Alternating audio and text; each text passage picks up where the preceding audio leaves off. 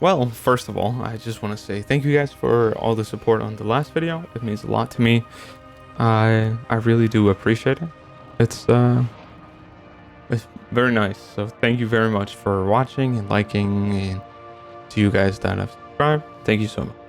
So I wanted to make a video kind of addressing some of the problems I feel like Call of Duty has. I kind of realized that they had actually fixed some of them yesterday, which is nice, but I'm still gonna talk about it, and I'm still gonna kind of make the video, and it still has some valid points that I think that Activision could honestly really use. So I'm still gonna use it, but here we go. So Call of Duty Modern Warfare 2 is a $1 billion game who has some major problems that needs to be addressed before they start making new games or game updates.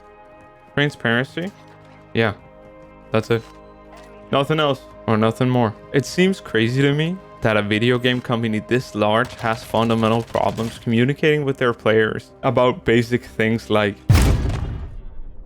I, as one of many who have enjoyed Call of Duty over the past few years, like with Modern Warfare 2019 and some of the other Call of Duties, know there have been some rough parts with the guns. The SPR from Modern Warfare 2019 with a hit scan, the Fennec from this game, the FFFR for Black Ops 1.5, and the Bertha truck. It was not even a gun, it was a riot shield on wheels, for God's sake. But they fundamentally have some broken things. Just to name some of them, we've all been there. We've all tried getting our asses kicked by something like this. Some of these guns even I have used to cheese and get cheeky wins. If we look at the guns, I feel like the main problem is they're often completely overpowered or completely dog shit. Mostly completely overpowered. This has been one of the main factors of why many people give up. First, get the gun, level the gun up to max level, find the best attachments, and completely destroy anyone who hasn't unlocked the gun yet, or all the attachments. What? My point is, why not just give us the guns? No silly challenges to unlock it, just give it to us. And before you scroll to the comment section and say, they only do it to retain players for longer, I know. Trust me, I know. Well, how would I fix this? I think the best way to make a video game better, or in general just to make video games better, is to look at the competition. Look at games like Apex and CSGO, just to name a few. Two games that I quite enjoy myself. CSGO, like COD, has guns, but they're actually balanced. You get guns like the AK and M4, which are pretty good at all ranges. You have the SMGs and snipers and everything else. In COD, we have the Fennec that is basically an AR that can spray you down from 200 meters away. That's something that doesn't make any sense whatsoever. Understand the AK in CSGO can one-shot you no matter how much armor you have. That's more skill than anything.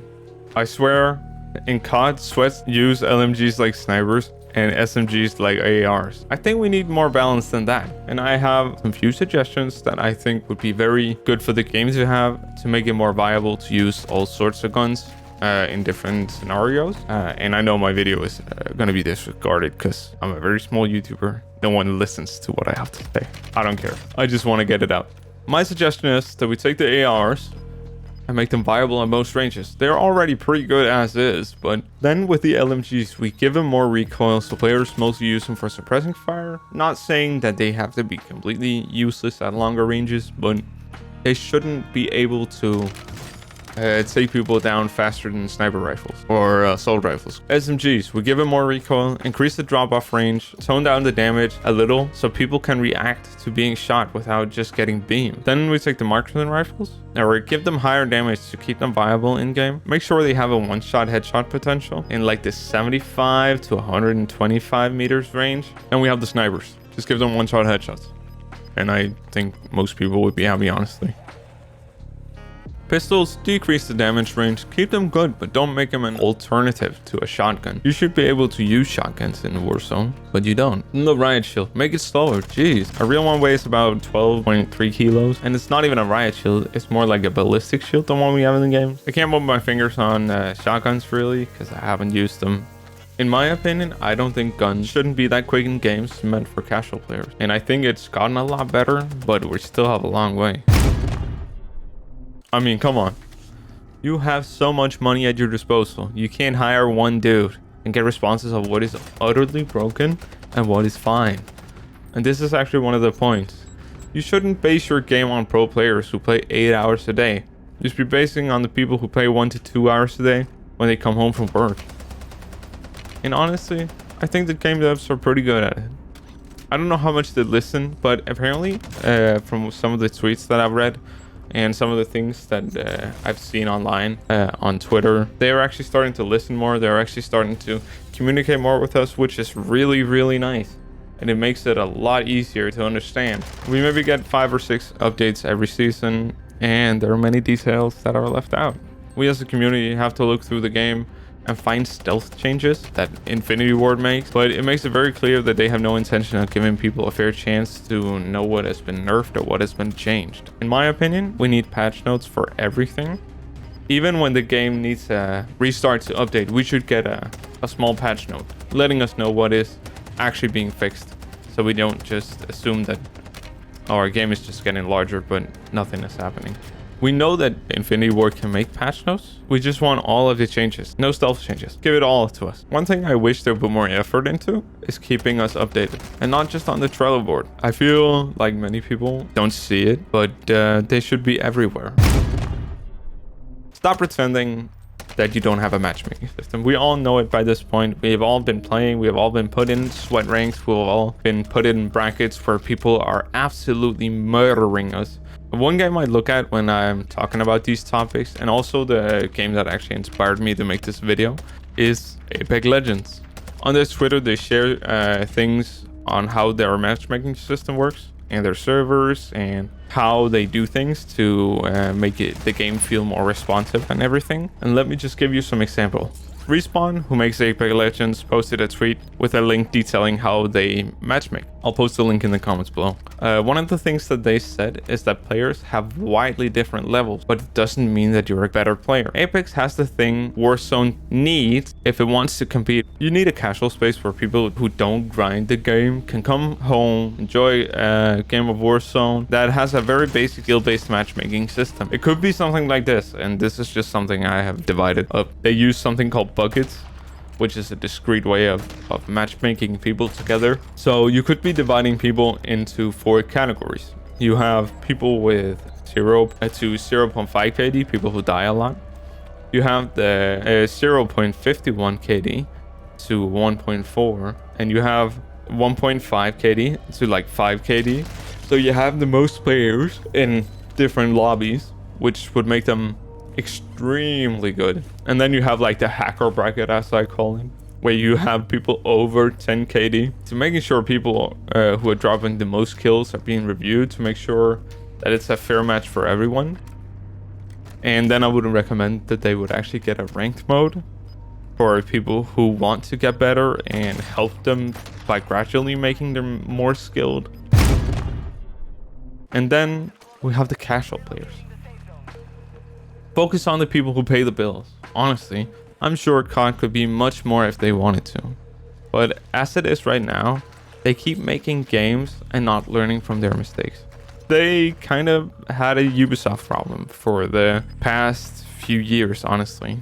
They keep making games with the same premise instead of giving the game the love and attention it actually needs, which in return makes the casual player left out on the sideline, especially for games like Warzone and the old Warzone, because people who don't want to buy every new game just to play are gonna go up against people who buy the games and have the best weapons, who buy the new game to get the best weapons in Warzone.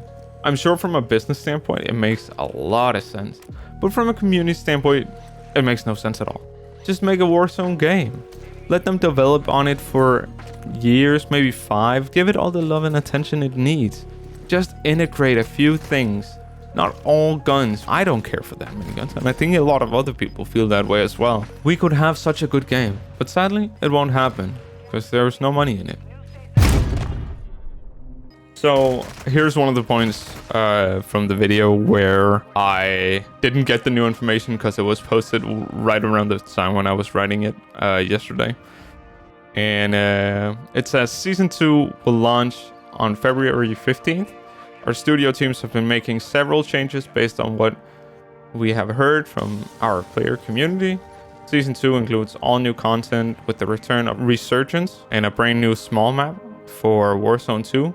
Rank play is also back and is coming to Modern Warfare 2. Sadly, it's not coming to Warzone 2, which would have been really nice, because that means they would have been able to compete with the games like Apex Legends and PUBG, along with new multiplayer maps and new modes, weapons, and much more. Stay tuned for additional intel. So that's kind of nice to actually hear that they have been listening to what we've been saying. The Trello board is completely full of bugs and other things that they're working on right now, which is kind of crazy that they have so many. A lot of things are being worked on in the background, and hopefully it will be fixed. So it's good to see that they've actually been taking a lot more time to update us on things, and generally what is going on. I would still like to see them come up with patch notes for every single update, because I feel like it makes it more transparent, kind of to make us feel like we're actually being listened to. Also, if it's just small updates, I know Counter-Strike does it all the time. They make small updates, which are like, it's not essential updates, but they're like small bug fixes, and they keep things in the game unless they're completely broken.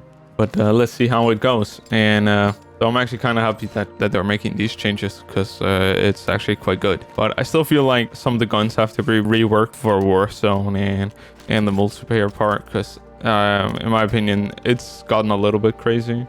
And I know Call of Duty is always meant to be casual, but I feel like it could have been a little bit better.